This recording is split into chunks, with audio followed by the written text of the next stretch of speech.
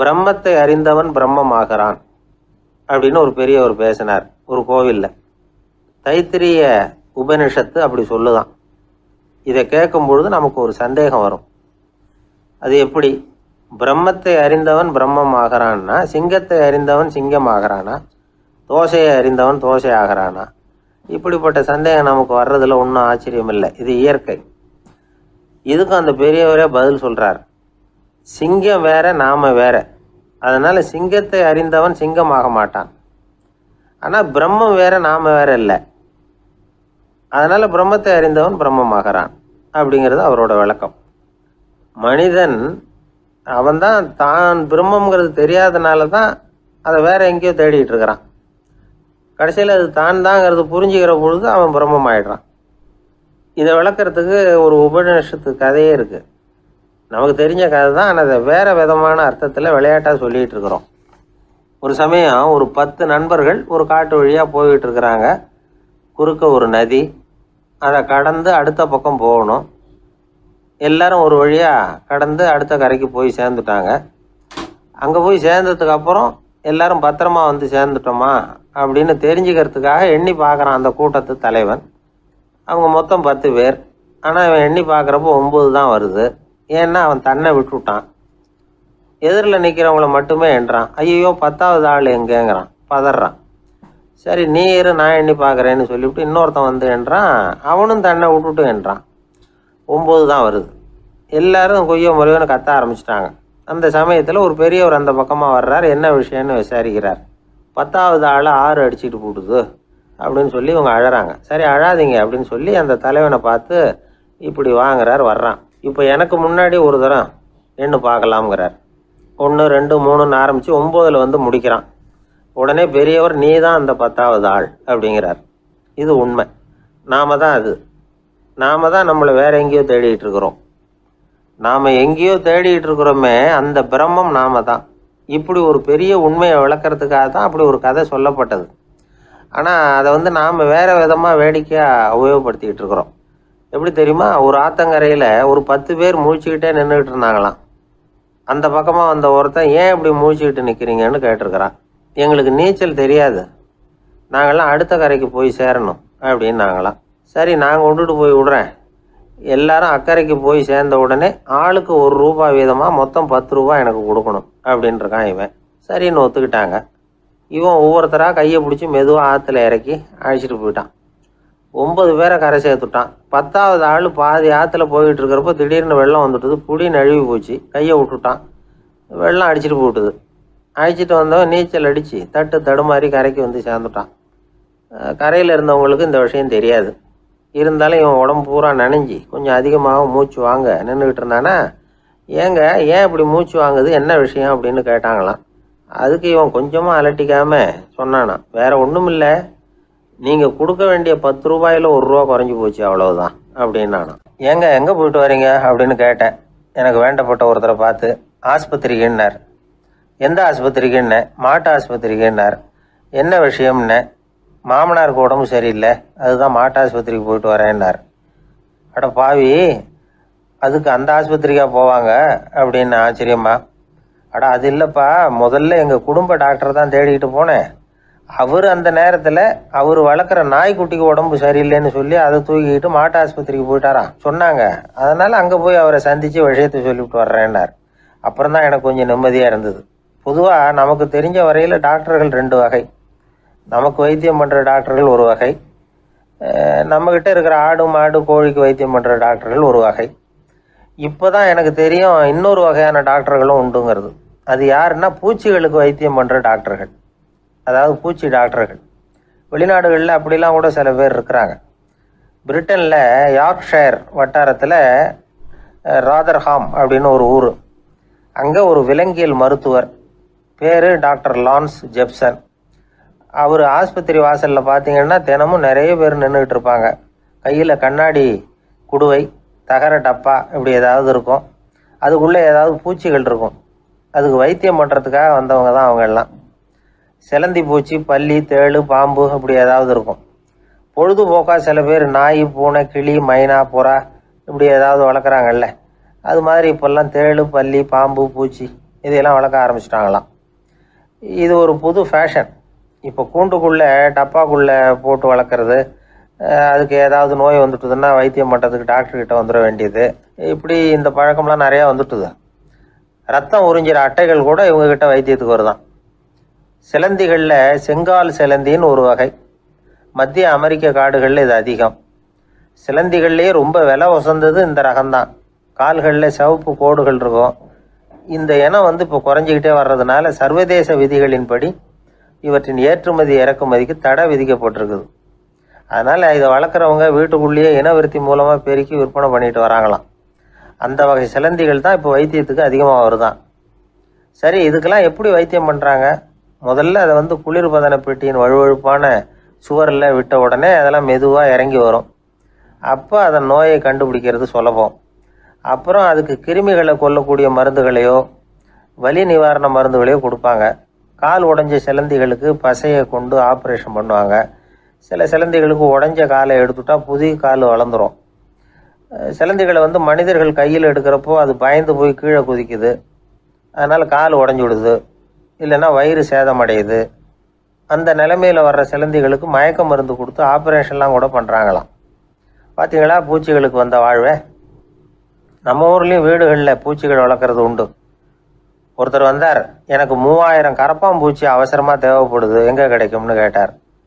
கரப்பாம்பூச்சியா? அது என்னத்துக்குன்னு கேட்டோம். அது வேற ஒன்றும் இல்லை, நான் குடியிருக்கிற வாடகை வீட்டை காலி பண்ண போகிறேன்.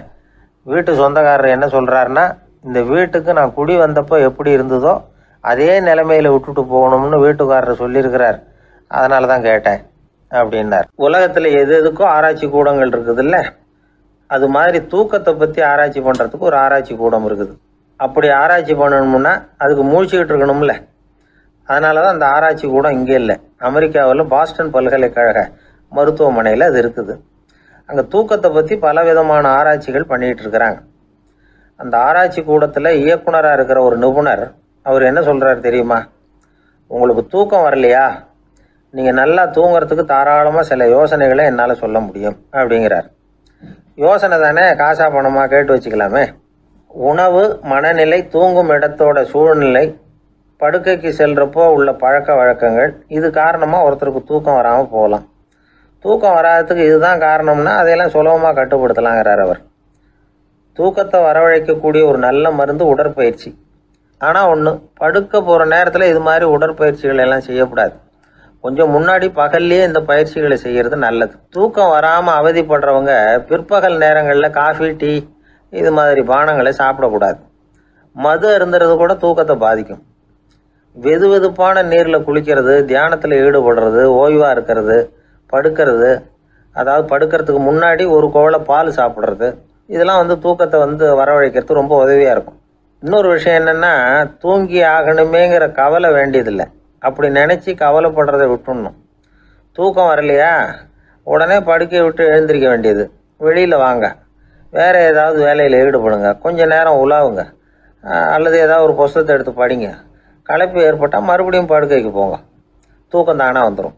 ஒரு விஷயத்தை மட்டும் நல்லா ஞாபகத்தில் வச்சுக்கணும். படுக்கைக்கு போகிறப்போ உங்கள் மற்ற எல்லா பிரச்சனைகளையும் மறந்துடணும். அது எப்படி சார் முடியும், அந்த நேரம் தானே எல்லா பிரச்சனையும் வரிசையாக ஞாபகத்துக்கு வருது அப்படின்னு நாம் நினைக்கலாம். ஆனால் பழக்கத்தில் அதை நாம் மாற்றிக்க முடியும். கொஞ்சம் முயற்சி பண்ணணும், அவ்வளோதான். இது எல்லாமே ஆராய்ச்சி பண்ணி பார்த்துட்டு அந்த நிபுணர் சொல்கிற கருத்து தான். இன்னொரு விஷயமும் அவர் சொல்கிறார்.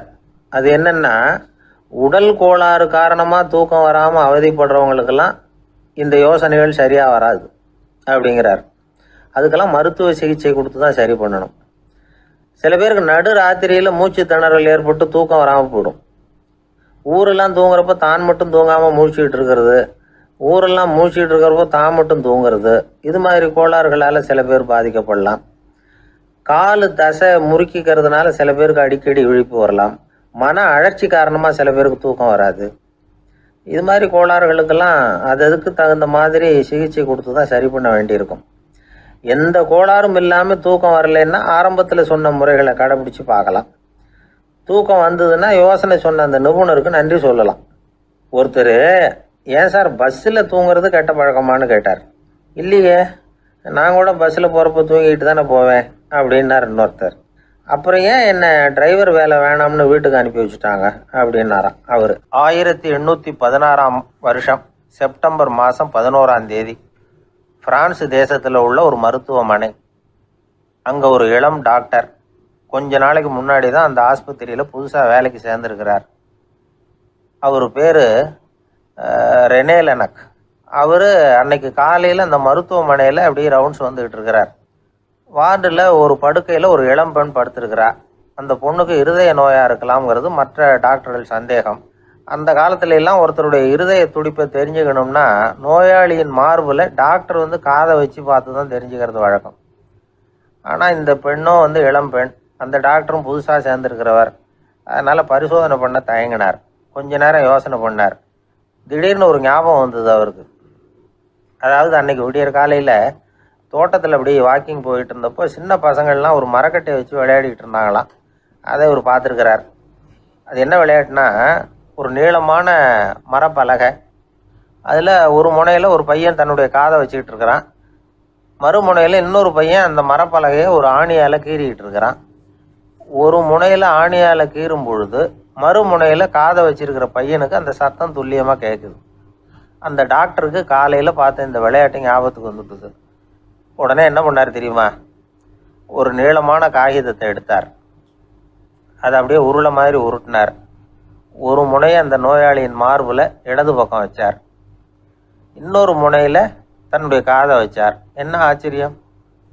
நோயாளியின் மார்பில் நேரடியாக காதை வச்சு கேட்குறத விட துல்லியமாக கேட்டுது இதய துடிப்பு. இதய துடிப்பு மட்டும் இல்லை, மூச்சு இழுத்து விடுறது, திரவ பொருள்களின் அசைவு, எல்லா சத்தமும் தெளிவாக கேட்குது. கிரேக்க மொழியில் ஸ்டெத்தாஸ் அப்படின்னா மார்பு, ஸ்கோப்பின் அப்படின்னா பார்ப்பதுன்னு அர்த்தம். அதனால் டாக்டர் ரெனே லெனக் தான் கண்டுபிடிச்ச கருவிக்கு ஸ்டெத்தஸ்கோப் அப்படின்னு பேர் வச்சார். அவரே வந்து முதல் மாடலையும் செஞ்சார். அளவு ரொம்ப பெருசாக இருந்தது, சுலபமாக எடுத்துகிட்டு போகிறது கஷ்டம், அது அவ்வளோ கஷ்டமாக இருந்தது அது. அதனால் அவரே அதை அப்புறம் 2 பிரிவாக தயார் பண்ணார். இது 2 துண்டையும் டாக்டர் தன்னோட கோட்டு பாக்கெட்டில் வச்சுக்கலாம், தேவைப்படுறப்ப எடுத்து ஒன்றா சேர்த்துக்கலாம். இப்படி தான் அவர் ஆரம்பத்தில் பண்ணார். தன்னுடைய இந்த கண்டுபிடிப்பை பற்றி அவர் ஒரு புத்தகம் எழுதினார். நிறைய விற்றுது, புகழும் பணமும் சேர்ந்தது. பணமும் புகழும் வந்து சேர்ந்தது மாதிரியே அவருக்கு ஒரு நோயும் வந்து சேர்ந்தது. அது என்ன நோயின்னு கண்டுபிடிக்கிறதுக்கும் அவர் கண்டுபிடிச்ச கருவி தான் உபயோகப்பட்டு தான். அவரே அதை கண்டுபிடிச்சார். அவருக்கு வந்திருந்தது காச நோய். 1826 ஆகஸ்ட் மாதம் 13 உலகத்தின் முதல் ஸ்டெதஸ்கோப்பை கண்டுபிடிச்ச டாக்டர் ரெனே லெனக் காலமானார். அவர் சாகிறதுக்கு முன்னாடி மரத்தால் செஞ்சு வச்சுருந்த ஸ்டெதஸ்கோப்பை தனக்கு வேண்டியப்பட்ட ஒரு டாக்டர்கிட்ட கொடுத்து, என்னுடைய சொத்துக்கள்லேயே ரொம்ப வசந்தது அப்படின்னு சொன்னாராம். அதுக்கப்புறம் 3 வெள்ளைக்காரங்க சேர்ந்து இந்த கருவியில் சில மாற்றங்களை பண்ணாங்க. ஆனால் 1829 லண்டனில் டாக்டர் நிக்கோலஸுங்கிறவர் ஒரு காதால் இதய துடிப்பை கேட்குறத விட டாக்டர் 2 காதாலையும் கேட்கறது தான் சரியாக இருக்கும் அப்படின்னு ஒரு கருத்தை வெளியிட்டார். அதுக்கப்புறம் ரொம்ப காலம் கழித்து 1852 ஜார்ஜ் காமான் அப்படிங்கிறவர் ரப்பர் டியூப்களை உபயோகப்படுத்தி 2 காதாலையும் கேட்குற மாதிரி ஒரு புதிய வடிவத்தை அதுக்கு கொடுத்தார். அதுக்கு பிறகு அது படிப்படியாக எவ்வளவோ மாற்றங்கள் இருந்தாலும் ஆரம்பத்தில் டாக்டர் ரெனே லெனக் உருவாக்கின அடிப்படை மாடலை யாரும் மாற்றி அமைக்கலைங்கிறது தான் முக்கியமான விஷயம். நமக்கு தெரிஞ்ச ஒரு ஆஸ்பத்திரி, அதில் ஒரு நோயாளி, காலை நேரத்தில் நர்ஸு அந்த பக்கமாக போயிட்டு இருந்தாங்க. அதை பார்த்துட்டு ஒரு நர்ஸுன்னு கத்துறார். நர்ஸு அவசரமாக ஓடி வந்து என்ன விஷயம்னு கேட்டாங்க. சிஸ்டர், இங்கே பாருங்கள், உங்கள் டாக்டரை என் நெஞ்சில் ஒரு காதை வச்சு கேட்டுக்கிட்டு இருக்கிறார் அப்படின்னார் நோயாளி. சிஸ்டர் பதட்டப்படாமல், அதனால் என்ன, இந்த டாக்டர் பழமையான விஷயங்களில் ரொம்ப நம்பிக்கை உள்ளவர், அதனால் ஸ்டெதாஸ்கோப்பை உபயோகப்படுத்தாமல் காதை வச்சு கேட்குறார், அது ஒன்றும் தப்பு இல்லை அப்படின்னாங்களாம். ஐயோ, அதுக்காக இல்லை சிஸ்டர், இவர் என் நெஞ்சு மேலே தலையை வச்சது நேற்று ராத்திரி 9 மணி, இப்போ விடிஞ்சு போச்சு, இன்னமும் தலையை எடுக்கவே இல்லை, அதுக்காக தான் சந்தேகப்பட்டு உங்களை கூப்பிடுறேன் அப்படின்னாராம். எதிர்காலத்தை நினச்சா எனக்கு ரொம்ப பயமாக இருக்குது சார் அப்படின்னு சொல்கிறவங்க நிறைய பேர் இருக்கிறாங்க. அதாவது பயப்படாத மனிதர்கள்னு யாருமே கிடையாது. ஒவ்வொருத்தருக்கும் ஒவ்வொரு விதமான பயம் இருந்தாலும் ஒட்டுமொத்தமாக பார்க்குறப்போ மனிதனுக்கு 6 விதமான பய உணர்வுகள் வரலாம் அப்படின்னு பெரியவங்க சொல்கிறாங்க. எல்லா விதமான பயமும் இந்த 6 வகைக்குள்ள அடக்கம். அந்த 6 வகை பயமும் 6 எதிரிகள் மாதிரியாம். 6 எதிரிகளையும் புரிஞ்சுக்கிட்டோம்னா போதும், வாழ்க்கையில் சுலபமாக வெற்றி அடைய முடியும். சரி, அந்த 6 வகை பயம் என்னென்ன அப்படின்னு பார்ப்போம்.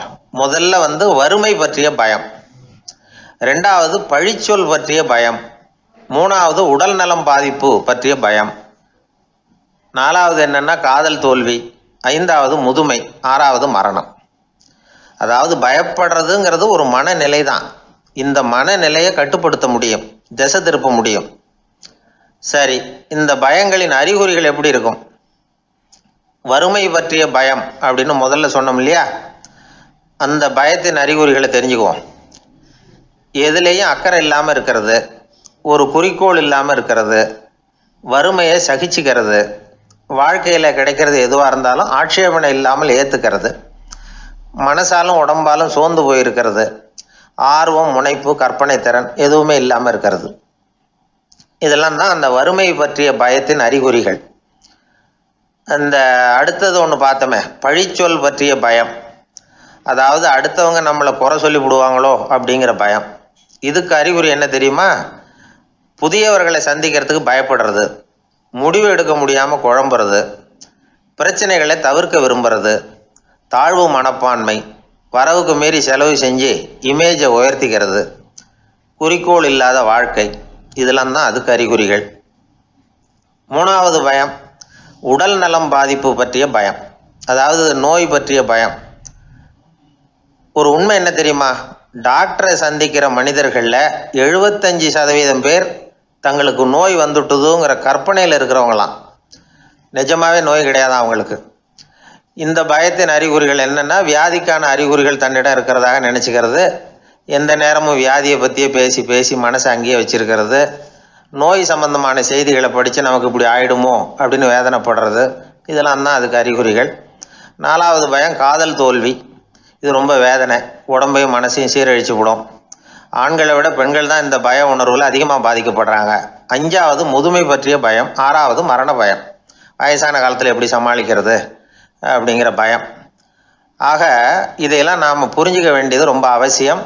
இந்த 6 வகை பயங்களை சரியாக புரிஞ்சுக்கிட்டு நாம் நடந்துக்கணும்.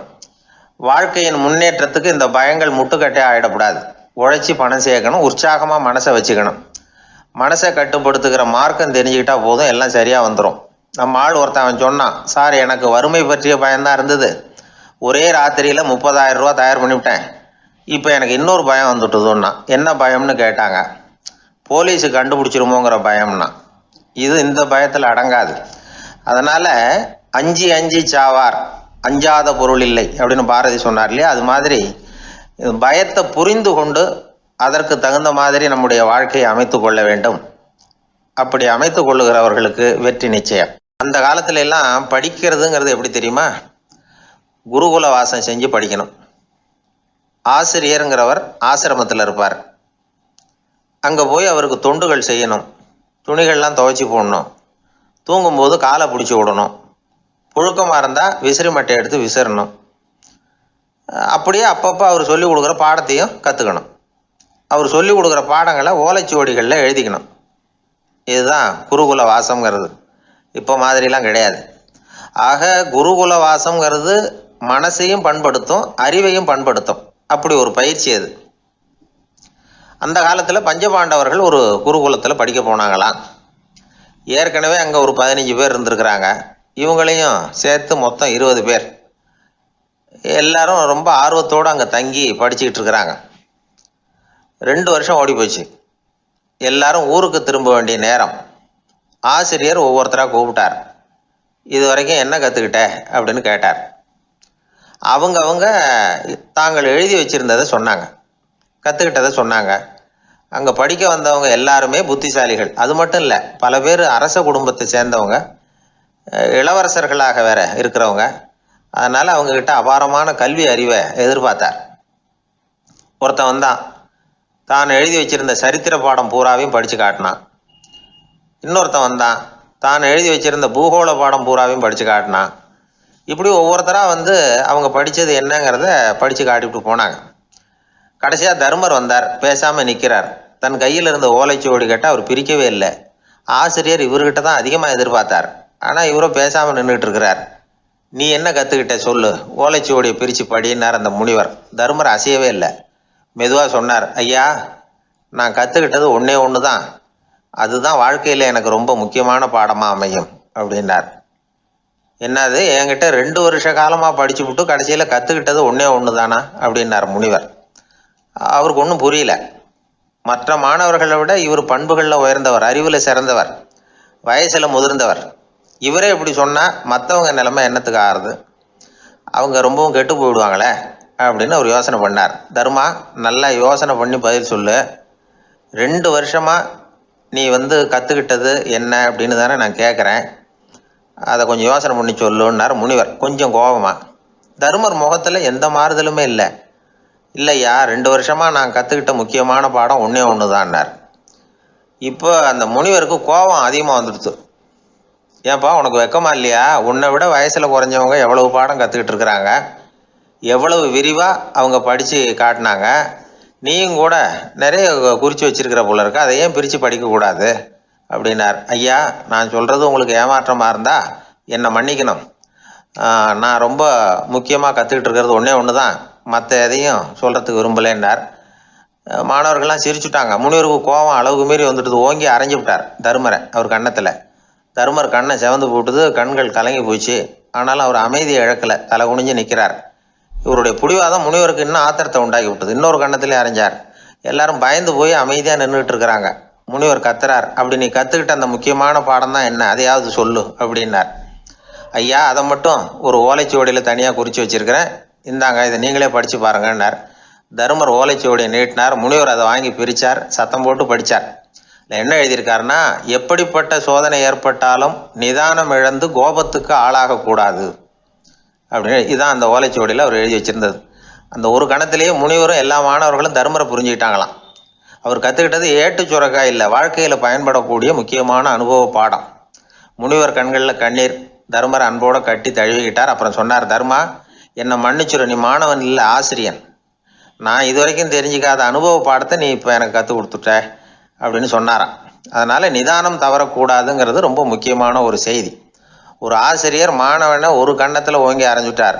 இவன் நிதானம் தவறல, அமைதியாக நின்றுக்கிட்டு இருந்தான். அவர் ஒரு தடவை அரைஞ்சதும் எப்படி உன்னால் நிதானம் தவறாமல் இருக்க முடிஞ்சுது அப்படின்னு கேட்டாங்க நண்பர்கள். அவன் சொன்னான், நான் நிதானம் தவறி இருந்தா எங்கள் வாத்தியார் இன்னொரு கன்னத்துலேயும் அரைஞ்சிருப்பார், அது அதை விட பலமாக இருக்கும், அதனால தான் நான் அப்படி இருந்தேன் அப்படின்னு நானா. ஆக நாம் தெரிந்து கொள்ள வேண்டியது, வாழ்க்கையில் நிதானம் தவறாமல் இருக்க வேண்டும். அதுதான் வெற்றியின் ரகசியம். அந்த ஆளை கண்டா ஏன் இப்படி முகத்தை திருப்பிக்கிட்டு வர்றீங்க அப்படின்னு கேட்டார் ஒருத்தர் நண்பர்கிட்ட. எலெக்ஷனில் அவன் எதிர்த்து நின்னவன் சார், என்ன அவங்ககிட்ட நமக்கு என்ன பேச்சுவார்த்தை அப்படின்னாரான் ரொம்ப கோபமாக இவர். சரி, அந்த ஆள் யாருன்னு கேட்டேன். என் கூட பிறந்த தம்பி தான் சார் அப்படின்னார் அந்த கோபம் குறையாமல். அதாவது நம்ம ஊர் நிலவரம் இப்படி, அதாவது அண்ணனும் தம்பியும் எதிர்த்து நிற்பாங்க தேர்தலில், ஒருத்தர் கண்டா பேசிக்கிறது இல்லை.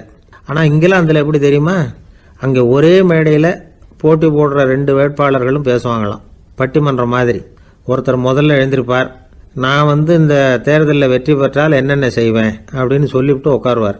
அதுக்கப்புறம் அடுத்தவர் எழுந்திருப்பார், அவர் சொல்லுவார், நான் வெற்றி பெற்றால் இந்த மக்களுக்கு என்னென்ன செய்வேன், இந்த நாட்டுக்கு என்னென்ன செய்வேன் அப்படிங்கிறத சொல்லிவிட்டு உட்காருவார். 2 பேரும் ஒரே மேடையில் பேசுவாங்க. மக்கள் 2 பேர் பேச்சையும் கேட்டுக்கிட்டு ஒரு முடிவுக்கு வருவாங்க. இதுதான் அங்கே உள்ள பழக்கம். இங்கே அப்படி இல்லை. இங்கே ஒருத்தர் பார்த்தாவே முகத்தை திருப்பிக்கிறது. ஒரு தடவை இது மாதிரி ஒரு கூட்டம் நடந்துகிட்டு இருக்கு அங்கே வெளிநாட்டில் தான். நேரத்துக்கு சரியாக ஒரு வேட்பாளர் வந்து சேரல. இது இங்கிலாந்தில் நடந்த நிகழ்ச்சி. அப்புறம் என்னாச்சுன்னா, ஒருத்தர் வந்துட்டாரு, இன்னொருத்தர் வந்து சேரல. அப்புறம் உடனே அந்த ஒருத்தர் வந்தவர் பேச ஆரம்பிச்சிட்டார். அதாவது அந்த இன்னொருத்தர் சார்பாகவே பேசிட்டாராம். அதாவது அவர் வரல, நான் அவர் சார்பாக நான் பேசிடுறேன், அதாவது அவர் ஜெயிச்சுட்டா அவர் என்னென்ன செய்வார் இந்த நாட்டுக்கு அப்படின்னு சொல்லி அவர் பக்கத்தில் உள்ள நியாயத்தை எடுத்து இவரே சொல்லிட்டாராம். இப்படிலாம் அங்கே நடந்துதான். இது எப்பேற்பட்ட தேர்தல் பண்பாடு பாருங்க. அதனால இன்னொரு விஷயம், இப்போ இங்கிலாந்துலாம் ஓட்டு கேட்குறப்ப வெற்றியா தோல்வியாங்கிறத ஓரளவுக்கு யூகிச்சு விடலாமா.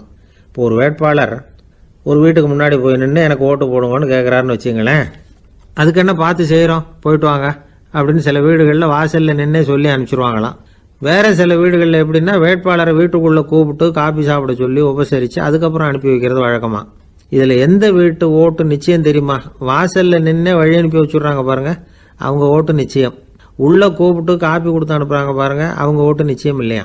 சரி, அப்புறம் ஏன் அந்த உபசரிப்பு அப்படின்னு கேட்டால் அதுக்கு ஒரு காரணத்தை சொல்கிறாங்க. அதாவது அது ஒரு அனுதாபத்தை தெரிவிக்கிற முறையா. ஐயோ பாவம், நாம் இவருக்கு ஓட்டு தான் போட போகிறதில்ல, எதையாவது செய்வோம், காப்பியாவது சாப்பிட்டு போகட்டும் அப்படிங்கிற எண்ணமா. இப்படி அந்த ஒரு பழக்கம். ஆக அந்த ஊரில் நிறைய காப்பி சாப்பிட்ணும்னு ஒருத்தர் ஆசைப்பட்டால் தேர்தலில் தோற்று போகிறதுக்கு தயாராக இருக்கணும். ஒரு சமயம் ஒரு ஊரில் தேர்தல் நடந்துதான். ஒரு தொகுதியில் நின்று தோற்று போன ஒருத்தர் கையில் ஒரு துப்பாக்கியோட ஊருக்குள்ளே சுற்றிக்கிட்டு இருந்தாராம். ஒரு போலீஸ்காரர் அவரை பார்த்துட்டு சந்தேகப்பட்டிருக்கார். அதனால் அவரை தடுத்து நிறுத்தி, என்ன இது துப்பாக்கியோட சுற்றுறீங்களேன்னு விசாரிச்சிருக்கார். இதுக்கு அவர் சொன்னாராம், சார், இந்த தொகுதியில் மொத்தம் 1,00,000 வாக்காளர்கள், அதில் எனக்கு 10,000 பேர் மட்டும்தான் எனக்கு ஓட்டு போட்டிருக்கிறாங்க. அப்படின்னா எனக்கு வேண்டாதவங்க இந்த தொகுதியில் 90,000 பேர் இருக்கிறாங்கன்னு அர்த்தம். இப்படி ஒரு சூழ்நிலையில் நான் என்னுடைய பாதுகாப்புக்கு ஆயுதம் இல்லாமல் நடமாடலாமா அப்படின்னு கேட்டாராம். எவ்வளவு எச்சரிக்கை பாருங்க. நம்ம ஊரில் சில பேர் ஓட்டு கேட்குற விதமே தனி. ஒருத்தர் ரொம்ப சாமர்த்தியமாக ஓட்டு கேட்பாராம். அவர் எப்படின்னா, ஒரு வீட்டுக்கு போகிறாருன்னு வச்சுங்களேன், அந்த நேரம் அந்த வீட்டுக்காரரு என்ன செஞ்சுக்கிட்டு இருக்கிறாரோ அதே வேலையை இவரும் கொஞ்ச நேரம் செய்வாராம், அவருக்கு ஒத்தாசையா. அதுக்கப்புறம் மெதுவாக பேச்சு கொடுப்பார், ஓட்டு கேட்பார், இது மாதிரி எலெக்ஷனில் நிற்கிறேன் கவனிக்கணும்னு. அது மாதிரி ஒரு தடவை அவர் போனப்போ அங்கே அவர் என்ன பண்ணிகிட்டு இருக்காரு, வீட்டுக்கு பின்னாடி மாட்டு கொட்டையில் பால் கறந்துக்கிட்டு இருக்கார் ஒரு பசுமாட்டுக்கிட்ட. அந்த வீட்டில் இவர் ஓட்டு கேட்க போனவர் இவர் ஓடி போய் இன்னொரு சொம்பை எடுத்துக்கிட்டு அதே மாட்டுக்கு இன்னொரு பக்கம் போய் உட்காந்துக்கிட்டு இவரும் பால் கறக்க ஆரம்பிச்சிட்டார். எதிர உட்காந்துட்டு இருக்காரு இவர் இந்த பக்கம் உட்காந்துருக்கார். கீழே கொஞ்சம் குனிஞ்சு பார்த்தா ஒருத்தர் முகத்தை ஒருத்தர் பார்க்கலாம்.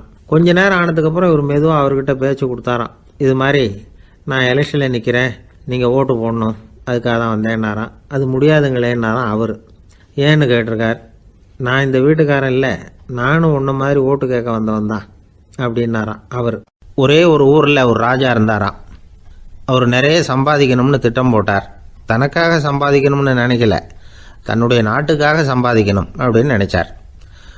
அரசாங்க கருவூலத்தில் கையிருப்பு குறைச்சலாக இருந்தது. மக்கள்கிட்ட வரி விதிச்சாகணும், வேற வழி இல்லை. ஆனாலும் அந்த ராஜா மக்கள் கஷ்டப்படக்கூடாது அப்படின்னு நினைக்கிறவர். மக்கள் வரியையும் கட்டணும், அதே நேரத்தில் அவங்க சிரமப்படவும் கூடாது. இதுக்கு தகுந்த மாதிரி ஒரு திட்டம் போட்டார். அது பிரகாரம் என்ன பண்ணார்னா, அந்த நாட்டில் ஒரு 3 பெரிய குளங்களை தோண்டினார். அது நிறைய தண்ணீரை நிரப்புனார்.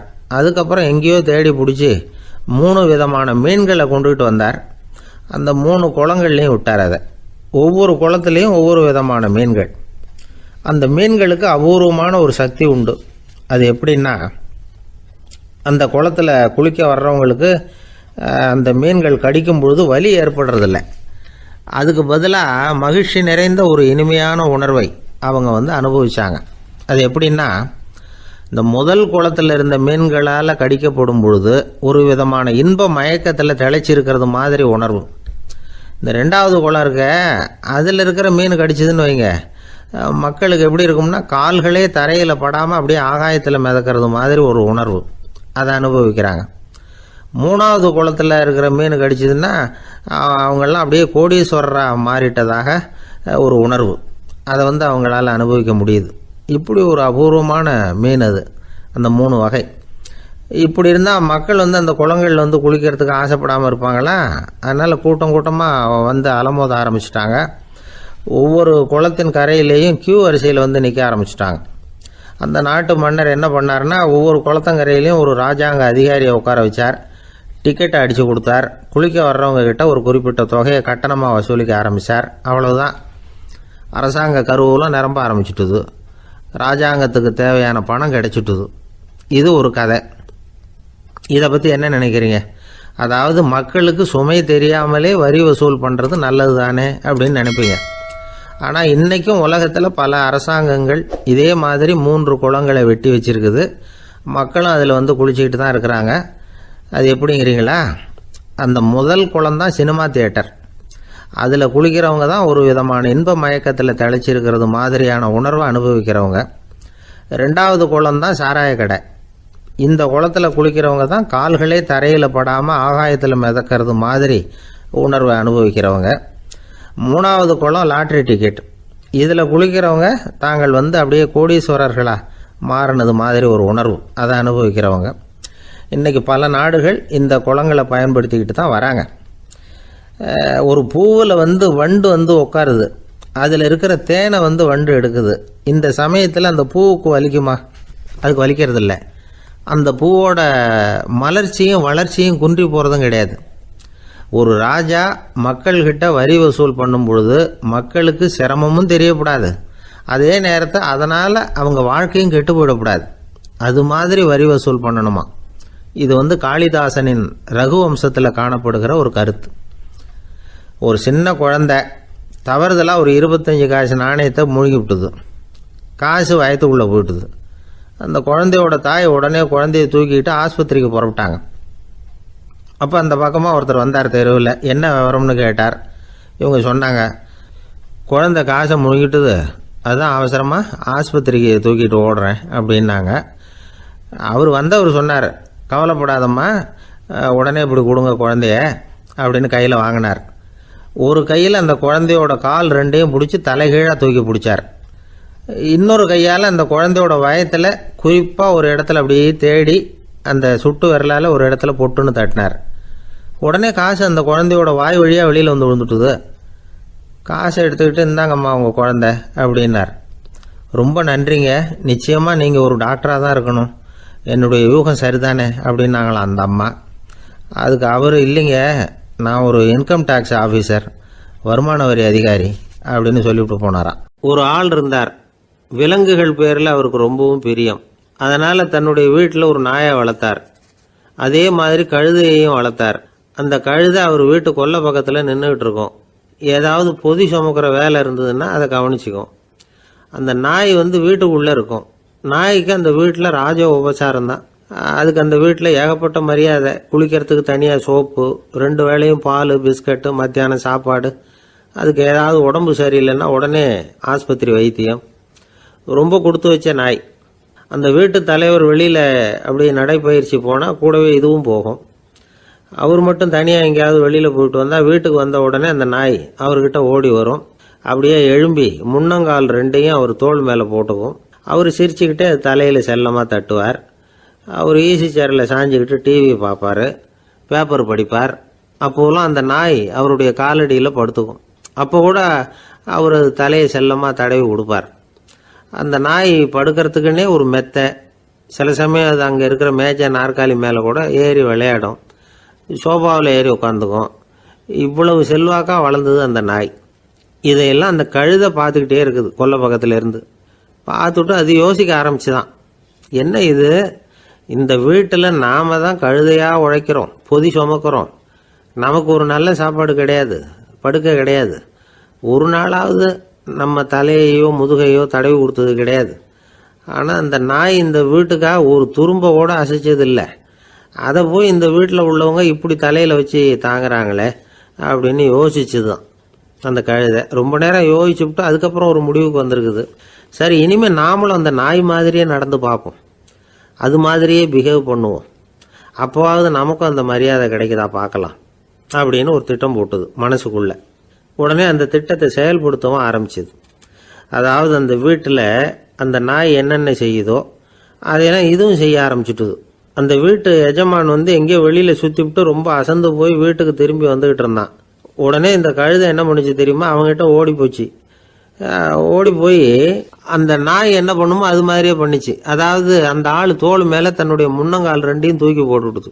அந்த ஆள் பயந்து போயிட்டான். அவனுக்கு ஒன்றும் புரியல, இது ஏன் இப்படி பண்ணுதுன்னு கொஞ்சம் ஒதுங்கி நின்னான். இது அவனை சுற்றி சுற்றி வருது, நாய் மாதிரி வாழை ஆட்டிக்கிட்டே சுற்றி சுற்றி வருது கழுதை. அவன் கிடுகிடுன்னு வீட்டுக்குள்ளே ஓடினான். இதுவும் பின்னாடியே ஓடிச்சு. அங்கே போய் நாய் மாதிரியே மேஜை நாற்காலி மேலே ஏறி குதிச்சு விளையாட ஆரம்பிச்சுட்டுது. சோபாவில் ஏறி உட்காருது. மேஜையில் இருந்த சாமான்லாம் கீழே விழுந்து உடையுது. கழுதை மேஜை மேலே ஏறி குதிச்சா என்னத்துக்கு ஆகும்?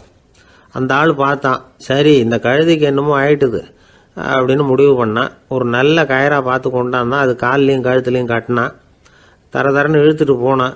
அடித்து கொல்லை பக்கத்தில் கட்டி போட்டுட்டான். அண்ணன் ஆகாரம் எதுவுமே கொடுக்கல, பட்னி போட்டுட்டான். இப்போ அந்த கழுதை யோசனை பண்ணி பார்க்குதான், என்ன இது, நம்ம எஜமானுக்கு இன்னைக்கு என்ன ஆயிட்டுது இப்படி? அந்த நாய் பழகிறது மாதிரி தானே நாமளும் பழகணும். ஆனால் இந்த மனுஷன் நாயை அடிக்கலை, ஆனால் நம்மளை அடிக்கிறான்.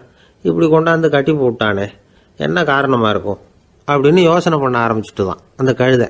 எதுக்கு இந்த கதைன்னா, இது மாதிரியே நாம கூட சில சமயம் யோசிக்கிறது உண்டாம். இயல்புலேருந்து மாறி நடக்க ஆரம்பிச்சிட்டோம்னா பல சமயங்களில் இப்படி யோசிக்கிறது மாதிரி தான் ஆயிடும். அதனால தான் ஒரு மனுஷன் எப்படி நடந்துக்கணுமோ அப்படி நடந்துக்கிட்டாதான் நமக்கு மரியாதை. வெறி நாய் கடிச்சுட்டா மனுஷன் அது மாதிரியே ஆயிடுறான் பார்த்தீங்களா? அவனோட இயல்பு மாறி போடுது. ஒருத்தனை பார்த்து இன்னொருத்தன் கேட்டானா, வெறி நாய் ஒன்று உன்னை கடிச்சுட்டா நீ என்ன பண்ணுவே அப்படின்னு கேட்டிருக்கான். நான் உடனே பேப்பரும் பேனாவும் கேட்பேன் நானா இவன். ஏன் உயில் எழுதுறதுக்கான்னு கேட்டிருக்கான் அவன். இல்லை, நான் யாரையெல்லாம் கடிக்கணும்னு ஒரு லிஸ்ட்டு தயார் பண்ணணும்ல, அதுக்காக அப்படின்னு நானும். குடும்பத்தில் அப்படிலாம் இருந்து சமாளிக்கிறாங்க. குடும்பத்தில் ஒருத்தர் அனுசரிப்பு தன்மைங்கிறது ரொம்ப அவசியம். கணவன் மனைவின்னா அனுசரித்து போகணும்னு சொல்லுவாங்க. அதாவது ஒரு கணவன் அதுக்காக தான் அந்த காலத்துலலாம் ஒரு வீட்டுக்கு மாப்பிள்ளை தேடுறதுங்கிறது ஒரு பெரிய குடும்பத்தை நிர்வகிக்கிற அளவுக்கு ஒரு கணவனாக வரக்கூடிய எப்படி இருக்கணும் அப்படின்னா, அந்த காலத்தில் புலி வேட்டைக்கு போகணும். ஒரு பொண்ணுக்கு மாப்பிள்ளை தேடுறதுன்னா நம்ம தமிழ் பழக்கம் என்னென்னா, காட்டுக்கு போய் ஒரு புலியை வேட்டையாடிட்டு வரணும். அந்த புலி பல்லு அல்லது நகத்தை கொண்டுட்டு வரணும் அந்த இளைஞன். அதை வீட்டில் கொடுப்பான். அதை தான் கட்டி அதை இதாக கட்டுவாங்க, மாலையாக போடுவாங்க, தாலியாக கட்டுவாங்க. அதாவது வீரம் இருக்கா பையனுக்குன்னு பார்ப்பாங்க. ஒரு பொண்ணு வேணும்னா நீ முதல்ல வீட்டுக்கு பொண்ணு கேட்க போகக்கூடாது, காட்டுக்கு போகணும். போய் புளியை கொண்டு வா, அதுக்கப்புறம் தான் உனக்கு பொண்ணு அப்படின்னு சொல்லுவாங்க. இப்போவெல்லாம் ஏன் போகிறது இல்லைன்னா, இப்போலாம் ஒருத்தனை காட்டுக்கு போய் புலிப்பல் கொண்டு வரனா புலி தான் மாப்பிள்ளையாக வரும். அதனால தான் இப்போ போகிறதில்ல யாரும் காட்டுக்கு. அப்போ பெண்களும் ரொம்ப வீரமாக இருந்தாங்க. பெண்கள் மூலம் அந்த காலத்தில் எப்படின்னா, முறத்தாலேயே புலியை துரத்துவாங்களாம். நம்ம பழைய பாட்டிலெல்லாம் பார்த்துருப்பீங்க. முறத்தால் புலியை விரட்டினாங்கன்னு வரும் பழைய பாட்டை. அந்த அளவுக்கு பெண்களுக்கு வீரம். இப்போ கல்யாணம் ஆகி இந்த காலத்தில் ஒரு கணவனை விரட்டிட்டு வந்தாங்களாம் முறத்தை எடுத்துக்கிட்டு. ஒரு மனைவி அவன் பயந்துட்டு வெளில ஓடி வரான். பின்னாடி முறத்தை எடுத்துகிட்டு அந்த அம்மா ஓடி வருது. இவனை தனியாக பிடிச்சி கொண்டு போய், என்னப்பா இந்த மனைவிட்டு இப்படி பயந்து ஓடி வரையே, முறத்தால் துரத்துறா இப்படி வரையே அப்படின்னு தான் அவன் அப்படியே தடுமாறிட்டு, அதெல்லாம் ஒன்றும் இல்லை, அவன் என்னை புலியாக நினைக்கிறா அப்படின்னு ஒரு பெருமையாக சொல்லிட்டானான். அந்த காலத்தில் புலியை தான் முறத்தால் விரட்டினாங்க, இப்போ புருஷனை விரட்டுறாங்க அப்படின்னு சொல்லி. அப்படி அந்த காலத்தில் கணவனுக்கு ஒரு குடும்பத்தை நிர்வகிக்கிற திறமை இருக்கா, உடல் வலிமை தான் முக்கியம். இப்போ கூட மதுரை பக்கத்தில் ஐயாவுக்கு தெரியும், அந்த இளவட்டக்கல்லுன்னு ஒரு ஊருக்கு ஊர் எல்லையில் கிடக்கும். ஊர் எல்லையில் ஒரு பெரிய கல் கிடக்கும். அந்த ஊருக்கு பொண்ணு கேட்க போகிறவங்க அந்த கல்லை தலைக்கு மேலே தூக்கி காட்டணும். அப்படியே தூக்கி தலைக்கு மேலே வசதி கீழே போடணும். அந்த வலு இருந்தால் தான் நீங்கள் அந்த ஊருக்குள்ளேயே போகலாம், பொண்ணு கேட்குறதுக்கு போகலாம். இல்லைன்னா நீ திரும்பி போக வேண்டியதான். அந்த வலிமை இருக்கா மாப்பிள்ளைங்கன்னு பார்க்குறாங்க. இளவட்டக்கல்லுன்னு பேர். அப்போ என்ன பண்ணாங்கன்னா, ஒரு 1000 வருஷத்துக்கு முன்னாடி அந்த கல்லை தலைக்கு மேலே தூக்கி கீழே போடுவாங்களாம். ஒரு 500 வருஷத்துக்கு முன்னாடி அப்படி கொஞ்சம் தூரம் இடுப்பு அளவுக்கு தூக்கி கீழே போட்டுக்கிட்டு இருந்துருக்குறாங்க. அதுக்கப்புறம் ஒரு 100 வருஷத்துக்கு முன்னாடியெல்லாம் அப்படி முழங்கால் அளவுக்கு அப்படி தூக்கி போட்டால் போகிறோம்னு வச்சுருந்தாங்களாம். இப்போ நான் அந்த ஊருக்கு என் கூட பழனிசாமின்னு ஒருத்தர் இருக்கார். அவர் போய், உனக்கு எப்படிப்பா இந்த ஊரில் கல்யாணம் ஆச்சு அப்படின்னா, இப்போலாம் நாங்கள் தொட்டு கும்பிட்டா போகிறோம், அதை அசைக்கிறது கூட இல்லை. அப்படி ஆகிட்டுது. ஒரு குடும்பத்தை கணவனாக வரப்போகிறவனுக்கான தகுதி அந்த காலத்தில் அப்படி இருந்துதான். அப்படி கணவன் தேர்ந்தெடுக்கிறது, குடும்பத் தலைவனை தேர்ந்தெடுக்கிறது ஒரு பெரிய காரியம். ஒரு பெரிய செல்வந்தர் போட்டி வச்சாராம். ஒரு நீச்சல் குளம், அதில் யார் வேணாலும் குதித்து அந்த பக்கம் போய் கரையேறலாம். அந்த நீச்சல் குளத்தில் விஷப்பாம்புலாம் கிடக்கு. யார் துணிஞ்சி அந்த விஷப்பாம்பு இருக்கிற குளத்தில் குதித்து அந்த பக்கம் போய் கரையேறானோ அவனுக்கு ஒரு 100 ஏக்கர் நிலம் கொடுப்பேன். அது வேண்டான்னா ஒரு 1000 ஆடு கொடுப்பேன். அதுவும் வேண்டான்னா என் பொண்ணை கொடுப்பேன் அப்படின்னு போட்டி வச்சார். அதான் மாப்பிள்ளையை தேர்ந்தெடுக்கிறதுக்கு அவர் ஒரு வழி. நீச்சல் குளத்தில் குதிச்சு கரையேறணும். இப்போ அந்த ஊரில் இருக்கிற இளைஞர்கள்லாம் பார்க்குறாங்க அந்த குளத்தில் குதிக்கணும்னு. ஆனால் குளத்தில் வெறும் விஷப்பாம்புலாம் கிடக்கு. இது என்ன பண்ணுறதுன்னு பார்த்தா யாருமே குதிக்கிறதுக்கு தைரியம் வரல. திடீர்னு ஒருத்தன் துணிஞ்சு குதித்தான். படபடன்னு அடிச்சுட்டு போய் அந்த பக்கம் கரையேறிட்டான். கரையேறின உடனே பரவாயில்லையே ஒரு ஆள் வந்துட்டான்னு சொல்லி அவனை அந்த இளைஞனை போய் பிடிச்சிட்டு வந்தாங்க. அந்த பெரியவர் கேட்டார், ஏப்பா இவ்வளவு பெரிய விஷப்பாம்பெல்லாம் கிடக்கிற நீச்சல் குளத்தில் நீ துணிஞ்சு குதித்து கரையேறி இருக்கிற, உனக்கு என்ன 1000 ஏக்கர் நிலம் கொடுத்துருவா, 100 ஏக்கர் நிலம் கொடுக்கவா சொல்கிறபடி அப்படின்னா, வேண்டாம் சார்ன்றான். ஓஹோ அப்படின்னா ஒரு 1000 ஆடு வேணுமா உனக்கு அப்படின்னா, அதுவும் வேண்டாம் சார். ஓ அப்படின்னா என் பொண்ணு வேணுமா அப்படின்னா, அதுவும் வேண்டாம் சாருங்கிறான். அப்புறம் எதுக்குடா குதிச்சுன்ட்டு, என்ன உனக்கு என்ன தான் வேணும் அப்படின்னு கேட்டிருக்காரு. என்னை எவன் பிடிச்சி தள்ளி விட்டவன்னு தெரியணும் அப்படின்றான். அதுக்காக அவன் பார்த்துருக்கான். அப்படி இருந்தால் தான் துணிச்சல் வரும் இந்த காலத்தில். எதுக்கு இவ்வளவு சங்கடம்லாம் வச்சாங்கன்னா, ஒரு குடும்பத்துக்கு தலைவராக வர வேண்டிய ஒரு ஆள், கணவனாக இருக்க வேண்டியவனுக்கு துணிச்சல் இருக்கா, தைரியம் இருக்கா அப்படிங்கிறது பார்க்குறதுக்காக இப்படிப்பட்ட தேர்வு முறைகள்லாம் வச்சுருந்தாங்க அந்த காலத்துலலாம். இப்போலாம் கல்யாணம் பண்ணுறது ஆளுக்கு நேரில் பார்க்காமலே கூட கல்யாணம் நடக்குது இன்டர்நெட்டில். இப்போ சர்டிஃபிகேட் கேட்குறாங்க, நோய் நொடி இல்லாமல் இருக்காரா பார். காட்டுக்கெலாம் போக வேண்டாம், நேராக ஆஸ்பத்திரிக்கு போய் ஒரு சர்டிஃபிகேட் வாங்கிட்டு வா, உனக்கு ஒன்றும் வியாதி இல்லைன்னு ப்ரூவ் பண்ணு, அதுக்கப்புறம் பார்த்துக்கலாம், மற்றதை பேசுவோம் அப்படின்னு சொல்லி அப்படி இருக்குது நிலைமை. அதனால் குடும்பத்தில் அந்த கணவனாக இருக்கிற வேண்டியவனுக்கு பொறுப்பு அதிகம். ஏன்னா எல்லாத்தையும் அனுசரித்து போக வேண்டியதாக வந்தான்.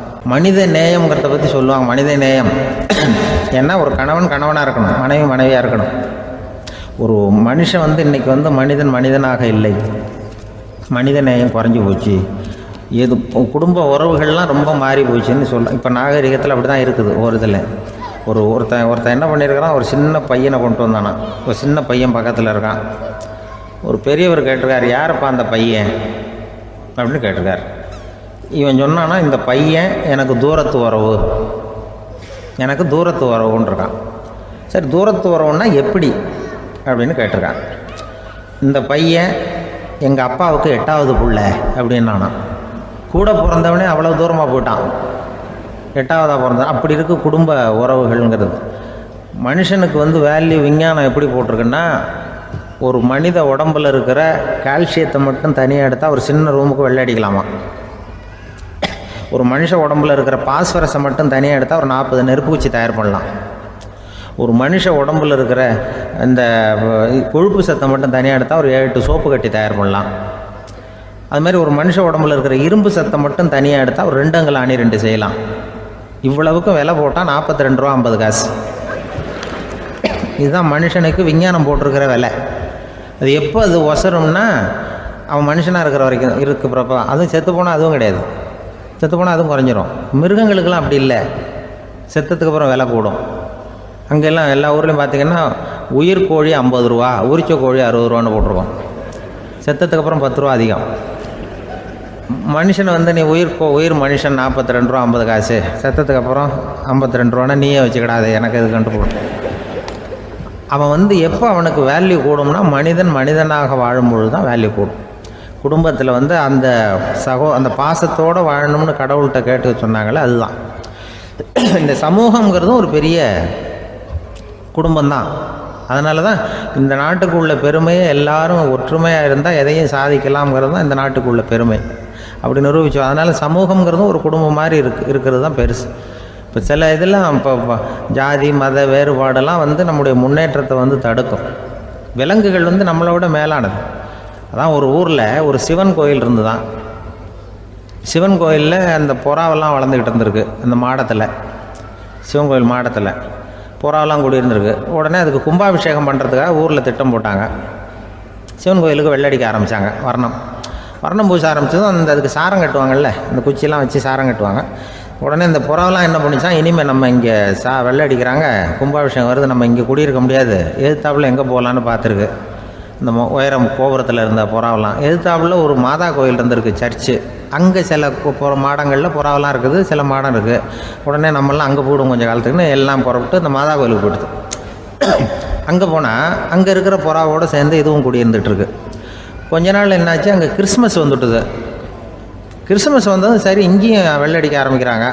நம்ம மறுபடியும் எங்கடா போகிறதுன்னு பார்த்தா அங்கே இருக்கிற புறாவோட சேர்ந்து இதுவும் சேர்ந்து நேராக ஒரு பள்ளிவாசல் இருந்தது. எதுக்கு அங்கே இருக்கிற மாடத்தில் போய் அங்கே குடியேறிட்டுது எல்லாம். அங்கே போனால் அங்கே ரமலான் மாதம் வந்து ரம்ஜானுக்காக அதையும் புதுப்பிக்க ஆரம்பித்தாங்க. இது என்ன பண்ணுறதுன்னு சொல்லி இந்த 3 செட்டு புறாவும் சேர்ந்து என்ன பண்ணிச்சு, எங்கே போகலான்னு பார்த்தா மறுபடியும் அதுக்குள்ளே இந்த சிவன் கோயிலில் கும்பாபிஷேகம் முடிஞ்சு போச்சான். முடிஞ்சிருக்கு, அங்கே போடுவோம் எல்லாருன்னு சொல்லி எல்லா புறாவும் அந்த சிவன் கோயிலுக்கு வந்துட்டுது. அங்கே போய் மாடத்தில் அதை குடியிருந்துட்டுது. அப்போ திடீர்னு ஒரு நாள் பார்த்தா ஒரே கலவரம் பூமியில் எல்லாம் ஒருத்தனை அருவாளை தூக்கிட்டு நிற்கிறான், குச்சி எடுத்தோம், ஒருத்தனை சுட்டுக்கிறான். ஒரே கலவரம், சத்தம், ஒரே மத கலவரம் வந்துட்டுது ஊரில்.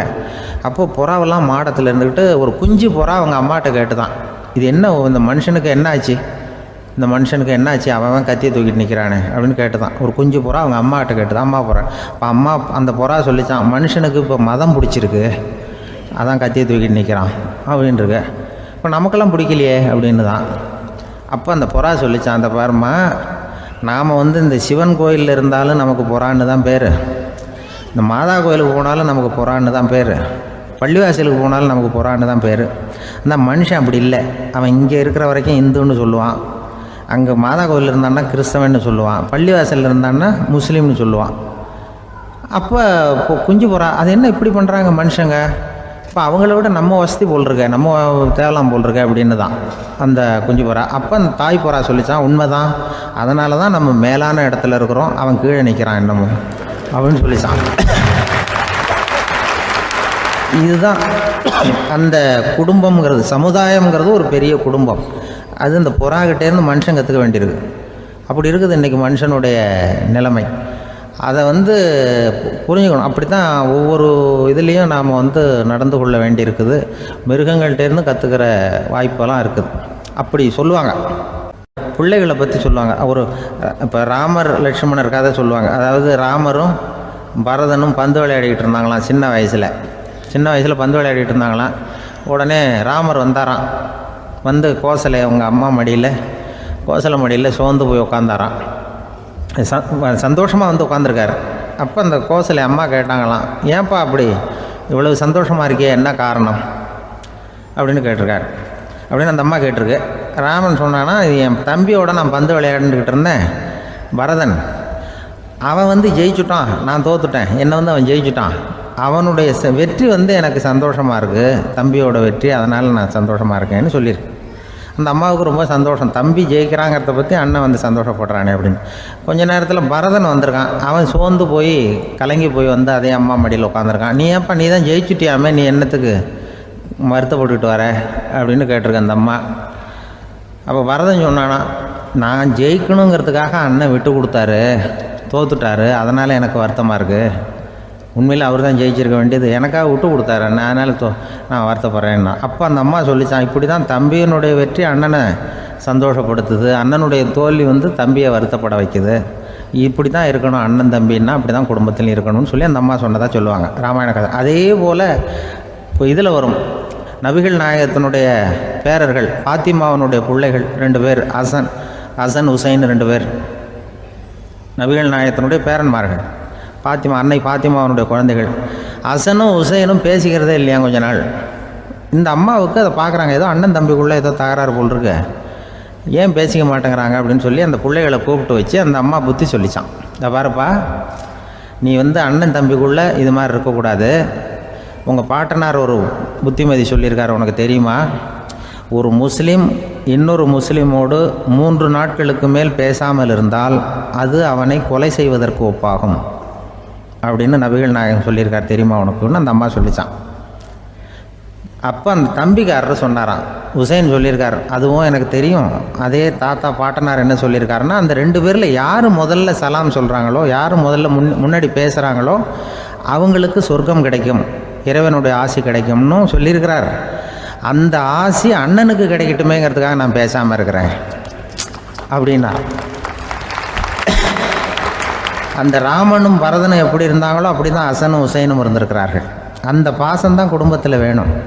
ஒரு அம்மா சொல்லுது, அதாவது கணவன் மனைவியாக இருந்துட்டு அப்புறம் விவாகரத்து வாங்கிட்டு அதுக்கப்புறம் அந்த அம்மா பேசுகிறத நேற்று தொலைக்காட்சியில் போட்டாங்க. அது என்ன சொல்லுதுன்னா, நாங்கள் வந்து கணவனும் மனைவியாக இருக்கிறப்போ எங்களுக்குள்ளே சண்டை வந்துக்கிட்டு இருந்தது, இப்போ விவாகரத்து வாங்கிட்டு இப்போ நண்பர்களாக இருக்கிறோம், இப்போ வந்து சண்டையே வர்றதில்லை எங்களுக்குள்ளே. அப்படி பாருங்கள், கணவன் மனைவியாக இருந்தப்போ சண்டை வந்து தான், விவாகரத்து வாங்கினது மறுபடியும் நாங்கள் நல்லபடியாக தான் இருக்கிறோம், ஒன்றும் எங்களுக்கு சண்டை வரல. அப்படி இருக்குது இப்போ காலம் போய்கிட்டுருக்கு. நேற்று அப்படி ஒரு இது என் கூட வேலை பார்க்குறப்போ ஒரு அம்மா இருந்தாங்க. அவங்க எப்போதும் அவங்க வீட்டுக்காரர் படத்தையே வச்சுருப்பாங்க, கையில் பத்திரமா வச்சுருப்பாங்க. அவ்வளவு மரியாதை மதிப்புன்னு சொல்லி நாங்கள்லாம் அவங்கள பெருசாக நினைப்போம். இது எதுக்குமா அவங்க வீட்டுக்காரர் படத்தை பத்திரமா இல்லை கையிலே வச்சுருக்கீங்களே, ஆஃபீஸுக்கெல்லாம் எடுத்துகிட்டு வந்து வச்சு அடிக்கடி எடுத்து பார்த்துக்குவாங்க. அவ்வளவு பிரியமாக அவங்க வீட்டுக்காரர் இல்லை. ஆமாம், எனக்கு வந்து ஏதாவது பிரச்சனை வந்துவிடுதுன்னா உடனே எங்கள் வீட்டுக்காரர் படத்தை எடுத்து பார்ப்பேன். பரவாயில்லையே இப்படி ஒரு இதாக, ஆமாம் இதை பார்த்துட்டு நினச்சிக்குவேன், இதை விட பிரச்சனை வேறு என்ன இருந்துட போகுது உலகத்தில் அப்படின்னு நினச்சிக்குவேன். உடனே எனக்கு எல்லாம் போயிடும் அப்படின்ட்டு தான். அப்படி ஒரு அம்மா இருந்தாங்க, இப்போவும் இருக்காங்க, வேலை பார்த்துக்கிட்டு இருக்காங்க. அப்படிலாம் நீங்கள் இங்கே இருக்கிற தாய்மார்கள் பெண்கள் யாராவது அப்படி கூட பண்ணலாம். எப்போதுமே உங்கள் வீட்டுக்காரர் படத்தை கையில் வச்சுக்கோங்க. அது ஒரு யோசனை, குடும்பம் குதூகலமாக இருக்கிறதுக்கு அது ஒரு யோசனை. அதே மாதிரி இவங்களும் அவங்க படத்தை வச்சுக்கலாம். வச்சுக்கிட்டு பிரச்சனை வரும்பொழுது பார்த்துக்கணும், இதை விட நமக்கு என்ன வந்துட போகுது பெருசாக அப்படி தான் இருக்கணும். குடும்பம் நல்லபடியாக இருக்கணும்னா அதுக்கு இப்போ சொல்லுவாங்க, கடவுளே ஒரு வீட்டு கணவன் வீட்டு தலைவர் கனவுல வந்தாராம். கடவுள் இது மாதிரி உன்னை விட்டுட்டு உங்கள் குடும்பத்தை உன்னையெல்லாம் விட்டுட்டு போக போகிறேன்னா, அதனால் ஏதாவது வரம் வேணும்னா கேட்டு போய் வாங்கிக்கோ அப்படின்னு கடவுள் சொன்னாராம் அந்த குடும்ப தலைவர்கிட்ட. அவருக்கு என்ன கேட்குறதுன்னு புரியல. கடவுள் விட்டுட்டு போகிறேங்கிறார், ஏதாவது வரம் கேட்டுக்கோ அப்படின்னு நம்ம என்ன பண்ணுறது, என்ன கேட்குறதுன்னு ஒன்றும் புரியல. குழம்பிக்கிட்டு இருந்தான் அந்த ஆள் கனவில். இப்போ கடவுள் சொன்னாரா, சரி நீ ரொம்ப குழப்பமாக இருக்க, நாளைக்கு மறுபடியும் உன் கனவில் வரேன், அதுக்குள்ளே நீ முடிவு பண்ணி வை, உனக்கு என்ன வரம் வேணுமோ கேட்டு வாங்கிக்கோ, உனக்கு வரம் கொடுத்துட்டு நான் போயிடுறேன், உன்னை விட்டுட்டு போகிறதா நான் முடிவு பண்ணிட்டேன் அப்படின்ட்டுருக்கார் கடவுள். சரி ஒரு நாள் அவகாசம் கொடுங்க, நாளைக்கு நான் அதுக்குள்ளே முடிவு பண்ணி வைக்கிறேன்ட்டு அவர் வந்தார். மறுநாள் முழிச்சுக்கிட்டு மனைவி மகன் மக்கள் எல்லோரையும் கூப்பிட்டார், குடும்பத்தில் எல்லாரையும். இப்படி வாங்க, இது மாதிரி நேற்று கனவுல வந்தார் கடவுள், நம்மளை விட்டுட்டு போக போகிறாராம், என்ன வரம் வேணும்னு கேட்டு வாங்கிங்கோ அப்படின்னு இப்போ சொல்லிட்டார். என்ன கேட்குறதுன்னா அப்படின்னு அந்த கணவன் கேட்குறான். இந்த மனைவி சொல்கிறாங்க, என் உடம்பு பூரா நகையாக இருக்கணும் அப்படின்னு கேள் அப்படின்ட்டுருக்கு. அதுக்குள்ளே அந்த ஒரு பொண்ணு ஓடி அப்படிலாம் கேட்காதப்பா கடவுள்கிட்ட, இப்போ இருக்கிற சொத்து எவ்வளோ இருக்கோ அதுபோல் இன்னொரு பங்கு வேணும்னு கேள் அப்படின்ட்டு. அந்த பையன் அவன் வேறு சொன்னான், அவன் அது நமக்கு இது போல் ஒரு 10 பங்காவது வேணும், 2 பங்களா கார் வேணும் அப்படின்னு அவன் ஒரு லிஸ்ட்டை கொடுத்தான். இவர் என்ன கேட்குறதுன்னு முடிவு பண்ணுறதுக்குள்ள அங்கே வேலை செய்கிற அம்மா, ஒரு வயசான அம்மா வந்திருக்கு, வேலை செய்கிற அம்மா. அது சொல்லிச்சான் இவர்கிட்ட, தப்பாரு கடவுள்கிட்ட அப்படிலாம் கேட்காதப்பா, நாளைக்கு வரும்பொழுது என்ன வர வேணும்னா எங்கள் குடும்பத்தில் எல்லாரும் அன்பாக இருக்கணும் பாசமாக இருக்கணும்னு கேட்டு வாங்கிக்கோ, வரத்தை அன்பு பாசம் குடும்பத்தில் எப்போதும் நிலவணும்னு கேட்டு வாங்கிக்கோ, வேற எல்லாம் நம்ம பார்த்துக்கலான்னு அந்த பெரியம்மா சொல்லிச்சான். மறுநாள் அதே மாதிரி படுத்து தூங்கினார். கடவுள் கனவுல வந்தார். கேட்கும்பொழுது இவர் சொன்னாராம், ஐயா எனக்கு எங்கள் குடும்பத்தில் நாங்கள் கணவன் மனைவி புள்ள குட்டி எல்லாம் பாசமாக இருக்கணும் அன்பாக இருக்கணும், இதுதான் எங்களுக்கு வர வேணும் அப்படின்னு கேட்டாராம். இவர் கேட்டதும் கடவுள் தலையை சொரிய ஆரம்பிச்சிட்டாராம். ஏன் என்ன யோசிக்கிறீங்கன்னு கேட்டிருக்காரு. நீங்கள் அன்பாக பிரியமாக இருந்தீங்கன்னா அப்புறம் ஏன் நான் உங்களை விட்டுட்டு போக போகிறேன், நான் ஏற்கனவே இல்லைங்கிறதுனால தான் உங்களை விட்டு போகலாம்னு முடிவு பண்ணியிருந்தேன். இப்போ நீங்கள் ஏற்கனவே பாசமாக இருந்தீங்கன்னா நான் இனிமேல் போக மாட்டேன், அதனால் ஏன் முடிவும் மாற்றிக்க வேண்டியது தான், உங்கள் கூட தான் இருக்க போகிறேன்னாராம். இப்படி ஒரு கதை சொல்லுவாங்க. அதனால் ஒரு குடும்பத்தில் அந்தந்த உறவு முறைகள் சரியாக இருக்கிற வரைக்கும் எல்லாம் நல்லாயிருக்கும். அங்கே தான் இறைவன் வாழும் இல்லம்ங்கிறாங்களே, அதுதான் அது. அதில் அந்த குடும்ப தலைவருங்கிறவர் கணவன் அப்படிங்கிறதுனால அவருக்கு தான் பொறுப்பு. அவருக்கு நிறைய சகிப்புத்தன்மை வேணும், கோபம் வரக்கூடாது, யார் என்ன சொன்னாலும் போகணும். சில கணவன்மார்கள் எது சொன்னாலும் மனைவி தட்டுறதில்லை. அங்கே போனால் போவாங்க, எதுக்கு போக சொல்கிறேன்னு கேட்குறதில்ல, போகிறது. இங்கே வான்னா வர்றது. திருவள்ளுவர் மனைவி இருந்தாருன்னு சொல்கிறாங்கல்ல, அது மாதிரி. அது எப்படின்னா ஒருத்தர் சொன்னார், அது அப்படி இல்லை, அதுக்கு ஒரு கதை சொன்னார்.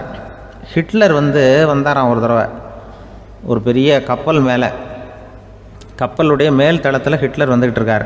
ஒரு இங்கிலீஷ் கேப்டன் எதிரில் நிற்கிறான். அவனுக்கு பெரிய ஆச்சரியம், இந்த ஆள் எப்படி இப்படி ஒரு தனி மனிதனாக இருந்துக்கிட்டு உலகத்தையே இப்படி இந்த பாடுபடுத்துகிறார் அப்படின்னு சொல்லி, உன்னுடைய வெற்றிக்கு என்ன காரணம்னு கேட்டாராம் அந்த இங்கிலீஷ் கேப்டன். இப்போ ஹிட்லர் சொன்னாராம், என்னுடைய வெற்றிக்கு காரணம் என்கிட்ட வேலை செய்கிற ஊழியர்கள், நான் கிழிச்ச கோட்டை தாண்ட மாட்டாங்க, நான் என்ன சொல்கிறேனோ அதை உடனே செய்வாங்க, ஏன் எதுக்குன்னு எதிர்த்து பேச மாட்டாங்க, அதுதான் என்னுடைய வெற்றிக்கு காரணம் அப்படின்னு சொல்லி அதை நிரூபித்து காட்டுறேன் பார் அப்படின்னு சொல்லி கையை தட்டினாராம் ஹிட்லர். உடனே ஒரு சிப்பாய் அங்கேருந்து லெஃப்ட் ரைட் போட்டு சல்யூட் பண்ணி நின்னான். உடனே ஹிட்லர் சொன்னார், நீ அப்படியே இந்த கப்பல் மேல் தளத்துலேருந்து அப்படி கடலில் விழுந்து செத்து போடா அப்படின்னு பொத்துன்னு குதிச்சுட்டான். எதுக்கு சொல்கிறேன் என்ன இதில், உடனே குதிச்சு செத்து போட்டான். இவருக்கு பெரிய ஆச்சரியம் கேப்டனுக்கு. ஹிட்லர் சொன்னார், இதுதான் என்னுடைய வெற்றி காரணம், தப்பார் இன்னொருத்தனை கூப்பிட்றேன் அப்படின்னு தட்டினா இந்த பக்கத்துலேருந்து ஒருத்தன் வந்தான், லெஃப்ட் ரைட் நின்னா, நீ இப்படி குதிச்சு செத்து போடா அப்படின்னு பொத்துன்னு குதிச்சுட்டான். எதுக்கு போக சொல்கிறீங்கன்னு ஒன்றுமே கேட்கல, குதினா உடனே குதிச்சுட்டான். அப்போ ஹிட்லர் சொன்னார், இதே மாதிரி என்னுடைய ஒவ்வொரு ஊழியர்களும் இருக்கிறாங்க, நானும் ஊழியர்களை இழக்கிறதுக்கு தயாராக இல்லை, தப்பார் தயாராக இருப்பேன் எப்போதும், தப்பார் இன்னொருத்தரம் தட்டுறேன்னு இன்னொருத்தர் வந்தார். எதிர்த்தாவில் இருந்து ஒருத்தன் லெஃப்ட் ரைட் சல்யூட் அடித்தான். நீயும் குதிச்சு செத்து போடான்ருக்கார் ஹிட்லர். இவனால் பொறுக்க முடியல, இந்த இங்கிலீஷ் கேப்டன் அனாவசியமாக ஒவ்வொருத்தனாக குதிச்சுட்றானேன்னு சொல்லி ஓடி போய் அவனை குதிச்சிட்டான். குதிக்கிறதுக்கு முன்னாடி பிடிச்சி தனியாக எடுத்துகிட்டு போட்டான். தனியாக எடுத்துகிட்டு போய் அந்த சிப்பாய்கிட்ட கேட்டாரான் அந்த இங்கிலீஷ் கேப்டன், ஏன்ப்பா அந்த ஆள் குதிக்க சொல்கிறான்னா நீ ஏன் எதுக்குன்னு கேட்குறது இல்லையா, உடனே குதித்து செத்து போகிறீங்களே, இதெல்லாம் என்ன அநியாயம் அப்படின்ட்டுருக்கான் அந்த இங்கிலீஷ் கேப்டன் கையை பிடிச்சிக்கிட்டு. உடனே அந்த சிப்பாய்க்கு கோவம் வந்துட்டு தான், உடையா கையை, இவன்ட்ட வேலை பார்க்குறத விட உழுந்து செத்து போகலான்னு நான் கொதிக்கிறான். என்ன அனாவசியமாக எதுக்கியா இருக்க சொல்கிறேன் அப்படின்னு சொல்லி குதிச்சுட்டானா. அதனால் இந்த உடனே சொல்கிறத செய்கிறாங்க பாருங்கள், அவங்கள நம்பக்கூடாது. கணவன்மார்களுக்கு ஒரு எச்சரிக்கை, சொல்கிறத உடனே செஞ்சுருவாங்க மனைவி. நீ அங்கே போனால் போங்க, வரணும் அது ஹிட்லர் மாதிரி நினைக்கிறாங்கன்னு அர்த்தம். இதுகிட்ட பேசிக்கிட்டு இருக்கிறத விட சொல்கிறத செஞ்சுட்டு போடுவோமே.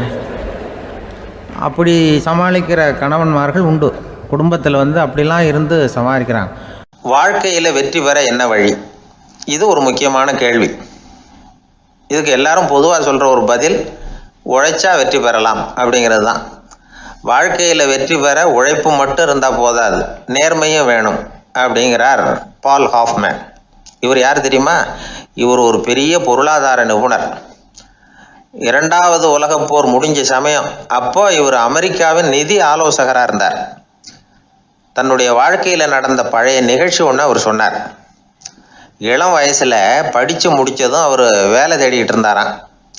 அப்போது ஒரு கால்நடை வைத்தியர்கிட்ட போய் வேலை கேட்டிருக்கார்.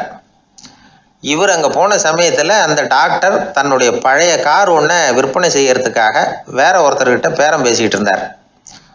வாங்க வந்தவர் இவர்கிட்ட அந்த காரை பற்றின விவரம்லாம் கேட்டுக்கிட்டு இருந்தார். கார் நல்ல நிலைமையில் இருக்குமா அப்படிங்கிற கவலை அவருக்கு. எல்லா விவரங்களையும் கேட்டுக்கிட்டு அவர் கடைசியாக சொன்னார், டாக்டர், இந்த காரை நீங்களே என்னுடைய ஊருக்கு ஓட்டிகிட்டு வர வேண்டியது. கார் எந்த ரிப்பேரும் ஆகாமல் என்னுடைய ஊருக்கு சேர்ந்துட்டுதுன்னா அங்கேயே நான் பணம் கொடுத்து இந்த காரை வாங்கிக்கிறேன் அப்படின்னார். நம்ம கார் அவ்வளோ தூரத்துக்கு வழியில் எந்த கோளாறும் இல்லாமல் போய் சேருமா அப்படிங்கிற சந்தேகம் டாக்டருக்கு. அவர் என்ன செஞ்சார் தெரியுமா? தன்கிட்ட வேலை கேட்டு வந்திருந்த இளைஞர் பால் ஹாஃப்மேனை கூப்பிட்டார். அவர்கிட்ட சொன்னார், இதை பாருப்பா, இந்த காரை நீ அவருடைய ஊர் வரைக்கும் நல்லபடியாக ஓட்டிகிட்டு போய் சேர்த்துட்டீன்னா உனக்கு நான் வேலை கொடுத்து விட்றேன். அது மட்டும் இல்லை, காரு விற்கிற தொகையில் கமிஷனும் கொடுக்குறேன், என்ன சம்மதமா அப்படின்னு கேட்டார். ஹாஃப்மேன் யோசனை பண்ணார். அதுக்கப்புறம் சரின்னு சொல்லி சம்மதிச்சார். கொஞ்ச நேரத்தில் அவரும் கார் வாங்க வந்தவரும் புறப்பட்டாங்க. இவர் ரொம்ப சிரமப்பட்டு வழியில் எங்கேயும் நிறுத்தாமல் காரை ரொம்ப சாமர்த்தியமாக ஓட்டிகிட்டு போய் சேர்த்துட்டார். இவரை அழைச்சிக்கிட்டு வீட்டுக்குள்ளே போனார். அப்புறம் கேட்டார், இதை பாருப்பா, இப்போ சொல்லு, இந்த காரோட நிலைமை இப்போ எப்படி இருக்குது? உண்மையிலேயே இது நல்ல நிலைமையில் இருக்குதா? உன்னுடைய மனசாட்சிப்படி பதில் சொல் அப்படின்னார். இவரும் உடனே காரு நல்ல நிலைமையில தான் இருக்குது அப்படின்னு சொல்கிறதுக்கு வாயை திறந்தார். அதுக்குள்ளே பார்வை எதிரில் உள்ள சுவர் மேலே பட்டுது. அங்கே இயேசுநாதர் படம் ஒன்று மாட்டியிருந்தாங்க. அதுக்கு அடியில் எழுதியிருந்த வாசகம் என்னன்னா, நீ பேசும் ஒவ்வொரு வார்த்தையையும் இயேசு கவனித்து கொண்டிருக்கிறார் அப்படின்னு இருந்தது. அந்த வரிகளை பார்த்தார். உடனே காரு சரியில்லை அப்படிங்கிற உண்மையை சொல்லிவிட்டார். இவர் இப்படி சொன்னதும் இவரை ரொம்ப ஆச்சரியமாக பார்த்தார். இவர்கிட்ட இருந்த நேர்மை அவரை சிந்திக்க வச்சது. உன்னுடைய நேர்மையை பாராட்டுறேன், உனக்கு கமிஷன் கிடைக்கணுங்கிறதுக்காகவே நான் இந்த காரை வாங்கிக்கிறேன்னார். இப்போ அவர் திகைச்சு போய் நின்னார். மறுபடியும் அவர் சொன்னார், நீ காரை ஓட்டிகிட்டு வரும்பொழுதே உன்னுடைய திறமையை பார்த்தேன், உனக்கு விருப்பம் இருந்தால் நீ என்கிட்டயே வேலைக்கு சேர்ந்துடலாம் அப்படின்னார். பால் ஹாஃப்மேன் அவர்கிட்ட வேலைக்கு சேர்ந்தார். படிப்படியாக முன்னேறினார். கடைசியில் பார்த்தீங்கன்னா அமெரிக்காவினுடைய நிதி ஆலோசகராக ஆனார். அதுக்கப்புறம் அவர் அந்த பழைய சம்பவத்தை எப்பவும் மறக்கிறதில்ல, அடிக்கடி சொல்கிறது உண்டு. அதனால் இதிலேருந்து நாம் தெரிஞ்சுக்க வேண்டியது என்னென்னா, வாழ்க்கையில் முன்னுக்கு வரணும்னா உழைப்பு மட்டும் போதாது, நேர்மையும் வேணும். ஆனால் இந்த காலத்தில் சிலருடைய நேர்மை நமக்கு ஆச்சரியமாக கூட இருக்கும். ஒருத்தர் புஸ்தக கடை வச்சுருந்தார். ரொம்ப நேரமாக தேடி ஒரு புத்தகத்தை கையில் எடுத்தார். அதுக்கு பில் போட சொன்னார். அந்த புத்தக கடைக்கு வந்த இன்னொருத்தர் பில் போடுறவர், சார், இந்த புத்தகம் மகா அறுவை, மகா மட்டம், இது வேணாம், உங்களுக்கு வேற ஏதாவது ஒன்று பாருங்கன்னார். புத்தக கடை வச்சிருக்கிறவரே இப்படி சொன்னார். வாங்க வந்தவர் இவர் ஆச்சரியமாக பார்த்தார். உங்கள் நேர்மையை பாராட்டுறேன், அது சரி, இந்த புத்தகத்தை ஏற்கனவே நீங்கள் படித்து பார்த்துட்டீங்களான்னு கேட்டார். அதை படித்து வேற பார்க்கணுமான்னார். அப்புறம் எப்படி இது மகாமட்டம்னு சொல்கிறீங்க அப்படின்னார். அதை எழுதினவனே நான் தான் சார் அப்படின்னார் அவர். இது ஒரு விதமான நேர்மை, நேர்மையை ஒத்துக்கிறது. எப்படி இருந்தாலும் வாழ்க்கையில் உழைப்பும் நேர்மையும் உயர்வதற்கு வழிகள். உழைப்பை விட நேர்மை முக்கியம் அப்படிங்கிறத புரிந்து கொண்டால் வாழ்க்கையில் வெற்றி நிச்சயம். ஒரு பூங்கா, அங்கே ஒருத்தர் நின்றுட்டு இருக்கிறார். நின்றுக்கிட்டே ஏதோ ஆழ்ந்த யோசனையில் இருக்கிறார். அந்த பக்கமாக இன்னொருத்தர் வந்தார். இவரை கவனித்தார். என்ன யோசனைன்னு கேட்டார். எப்படி எழுந்திருக்கிறதுன்னு யோசனை பண்ணிகிட்டு இருக்கிறேன்னாரு அவர். கேட்டவருக்கு ஒரு மாதிரி ஆயிட்டுது. ஏற்கனவே நின்றுக்கிட்டு இருக்கிற ஒருத்தர் எப்படி எழுந்திரிச்சு நிற்கிறதுன்னு யோசிக்கிறாருன்னா அது ஆச்சரியம் தானே. அதுக்கப்புறம் இவர் யோசிக்க ஆரம்பித்தார், என்ன இவர் இப்படி பேசுகிறாரு அப்படின்னு. கீழே விழுந்தால் தானே எழுந்திரிச்சு நிற்க முடியும். அதனால் எழுந்திரிக்கணும்னு நினைக்கிறவங்க முதல்ல கீழே விழணும். இவர் முதல்ல கீழே விழணும், அதுக்கப்புறம் தான் எழுந்திருக்கிறது எப்படின்னு சிந்திக்க முடியும். இந்த உலகத்தில் எல்லாருமே கீழே விழுந்து எழுந்தவர்கள் தான். இப்போ இந்த குழந்தை பருவத்தில் கீழே விழாமல் நடைபயில கற்றுக்கிட்டவங்க யாராவது உண்டா? சின்ன வயசில் ஒரு தடவை கூட கீழே விழலை சார், அப்படியே பிறந்தார் வளர்ந்தார் பெரியவர் ஆயிட்டார் அப்படின்னு யாரையும் சொல்ல முடியாது. அதனால் மனுஷங்கிறவன் விழுந்து புரண்டு எழுந்து தான் நடக்க கற்றுக்கிறான். ஒரு உண்மையை நாம் எல்லாரும் புரிஞ்சுக்கணும். இந்த உலகத்தில் தவறு செய்யாத மனிதர்களே யாரும் கிடையாது. அப்படி இருக்கிறப்போ எப்போதாவது நாம் தவறு பண்ணிவிட்டோம்னா அதுக்காக மனசு உடஞ்சி போயிடக்கூடாது, வாழ்க்கையில் வெறுப்பு வந்துடக்கூடாது. ஒரு தவறு நடந்துவிட்டுதா அதுக்காக மனசு உடஞ்சி போடாதீங்க, அதை ஒரு பாடமாக எடுத்துக்கங்க. அதே தவறு மறுபடியும் நடக்காமல் வேணும்னா பார்த்துக்கலாம், அது போதும். தடைக்கல்ல படிக்கல்லாம் மாற்றிக்கணும், இதுதான் இதில் முக்கியம். ஒரு அலுவலகம், அங்கே ஒரு அதிகாரி, அவர் உயர்ந்த பதவியில் இருந்தார், சிறந்த நிர்வாகின்னு பேர் வாங்கினவர். அவர் தனக்கு கீழே வேலை செய்கிறவங்ககிட்டெல்லாம் சொல்லுவாராம், இந்த நிறுவனத்தில் நீங்கள் எத்தனை தடவை வேணும்னாலும் தவறுகள் செய்யலாம், ஆனால் ஒரே விஷயம் என்னென்னா ஒரே தவறை மறுபடியும் செய்யக்கூடாது, அது முக்கியம் அப்படிம்பாராம். இதை மேம்போக்காக பார்த்தா அவர் ஏதோ தன்னுடைய ஊழியர்களை தவறு செய்ய தூண்டுறது மாதிரி தெரியும். ஆனால் உண்மை அப்படி இல்லை. இன்றைக்கி என்ன நடக்குது தெரியுமா? அநேகமாக எல்லா மனிதர்களுமே ஒரே தவறை தான் மறுபடியும் செய்கிறாங்க. விளையாட்டு வீரர்கள் ஒரே மாதிரியான தவறுகளை திரும்ப திரும்ப செய்கிறது உண்டு. கணக்கு எழுதுகிறவங்கள பாருங்கள், ஒரே தப்பை மறுபடியும் செய்வாங்க. அலுவலகம் வருகிறவர்களை கவனிங்க, ஒரு நாள் தாமதமாக வந்தால் பரவாயில்ல, தினமும் தாமதமாக வருவாங்க. இது மாதிரி செய்த தவறையே திரும்ப திரும்ப செய்கிறதுக்கு என்ன காரணம் அப்படின்னா சோம்பல், ஞாபக மறதி, கவனக்குறைவு, தன்னுடைய திறமை பேரில் அளவுக்கு மீறிய நம்பிக்கை, இப்படி இதில் ஏதாவது ஒரு காரணமாக இருக்கலாம் அப்படிங்கிறாங்க இது பற்றி ஆய்வு செய்கிற வல்லுநர்கள். ஒரு தடவை செஞ்ச தவிர மறுபடியும் செய்கிறது இல்லைன்னு முடிவு செஞ்சுக்கிட்டு அதை செயல்படுத்த கற்றுக்கணும், அது போதும், வாழ்க்கை வெற்றிகரமாக அமையும் அப்படிங்கிறாங்க அந்த அனுபவசாலிகள். அதனால் வெற்றிகரமாக வாழ்க்கையில் நடைபோட விரும்பும் இளைஞர்கள் தவிர்க்க வேண்டியது என்னென்னா, முதல்ல சோம்பலை தவிருங்கள், சுறுசுறுப்பாக இயங்குங்கள் அப்படிங்கிறது அவங்க அறிவுரை. ரெண்டாவது ஞாபக மறதி, எந்த செயல்லையும் ஈடுபாடு வேணும், அக்கறை வேணும். மூணாவது கவனக்குறைவு, எதையும் அலட்சியப்படுத்தக்கூடாது. நாலாவது என்னால் முடியாதது எதுவுமே கிடையாது அப்படிங்கிற அளவுக்கு மீறிய நம்பிக்கை, அது ஆபத்தில் கொண்டு போய் விட்டுரும். அதனால் முதல் தவறு உங்களுக்கு ஒரு பாடமாக அமையணும். ஒரு மனிதர் அவர் தன்னுடைய 2 காதுலையும் கட்டு போட்டுக்கிட்டு வந்தார். அவருடைய நண்பர் அதை கவனிச்சுட்டார். என்ன சார் ஆச்சு, 2 காதுலையும் கட்டு போட்டுருக்கீங்களே அப்படின்னு விசாரித்தார். ஒன்றுமில்லை சார், வீட்டில் ரொம்ப ஆர்வமாக டிவியில் கிரிக்கெட் மேட்ச் பார்த்துக்கிட்டு இருந்தேன். அப்போது என்னுடைய மனைவி துணிகளுக்கு அயர்ன் பண்ணிக்கிட்டு இருந்தாங்க. அயர்ன் பாக்ஸை அப்படியே வச்சுட்டு அடுப்பங்கரைக்கு போயிட்டாங்க. அந்த சமயம் பார்த்து டெலிஃபோன் பண்ணி அடிச்சுது. அவசரமாக ஓடி போய் அதை எடுத்து காதில் வச்சேன். அப்போ தான் தெரியும் அது அயர்ன்